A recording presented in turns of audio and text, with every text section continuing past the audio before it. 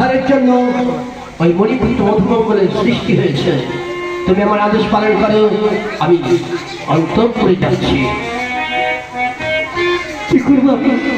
কোথায় যাবো? একদিকে তোমাদিস, অন্যদিকে পুত্র সব মধুমঙ্গল। আমি কাকে ডাকি? ভয় দেখি, সংকট দেখি।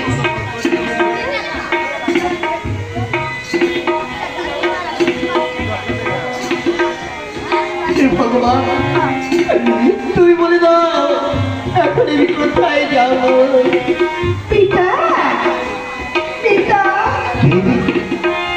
পিতা পিতা মধুমঙ্গল, মধুমঙ্গল, তুই এসেছিস? এই কাজ কর, কাজ কর। তুই এই রাজ্য ছেড়ে পালিয়ে যা বাবা, এই রাজ্য ছেড়ে পালিয়ে যা। কেন কিসের ভয়? বড় ভয়, বড় ভয় মধুমঙ্গল। তার কারণ আজ আমি তোর পিতা নই, আজ আমি একজন রাক্ষস।